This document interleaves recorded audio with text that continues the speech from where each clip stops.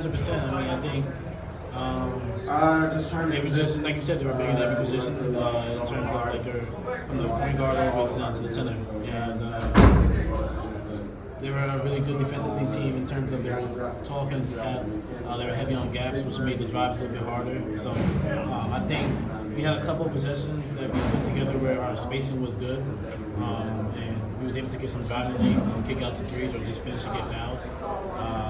But we just had to get stops. It kind of felt like we were just trading back and forth. And in a game like this, especially when they're up and we're trying to crawl back into the game, we got to get more stops than they do.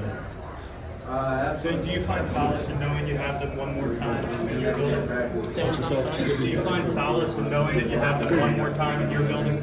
I mean, yeah. I mean, I think that's what's so good about basketball, and just like facing Duke in this rivalry is just you get two cracks at it. So I'm gonna stay positive. Obviously, it's hard. Just in terms of just wanting to win so bad, and but I'm gonna stay positive for this group and continue to pull through. We'll see them again, I think, in a month, so we'll be ready this time. How would you describe Hubert at halftime? HD was HD.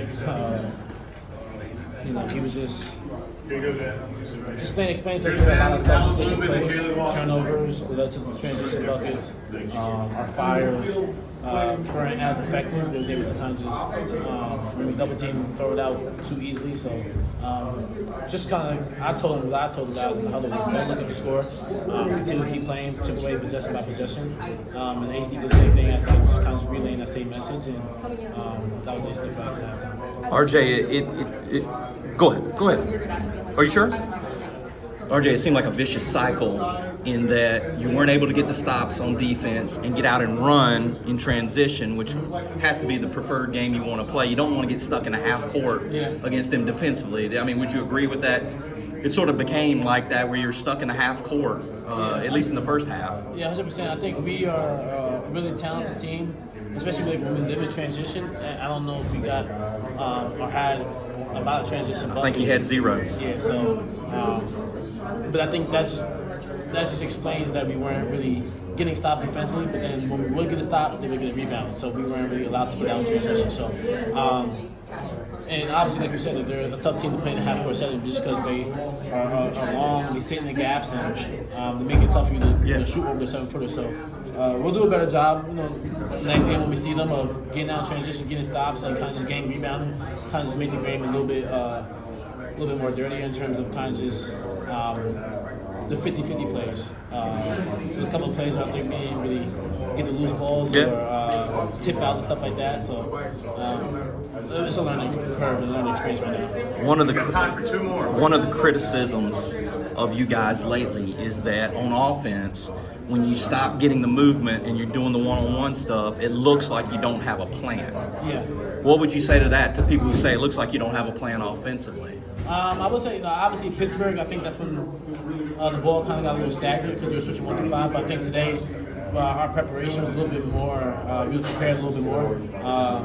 Just because we practiced of once we did get the switch and we drove by the guy on those screens, and once we were able to get the switch and penetrate, play over 2 and find out kick-out. So because we know the defense was going to collapse, we'll have 3 guys on us. So I think we did a little bit better job of doing that.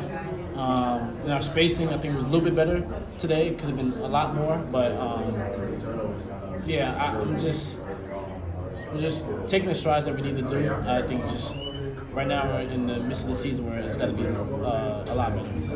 Last one. Just to continue to keep going. I mean, I'm blessed enough to have the opportunity to continue playing, so that's how I'm looking at it. And each game is another opportunity to kind of just get better and just enjoy playing the game I love and finish off in Chicago.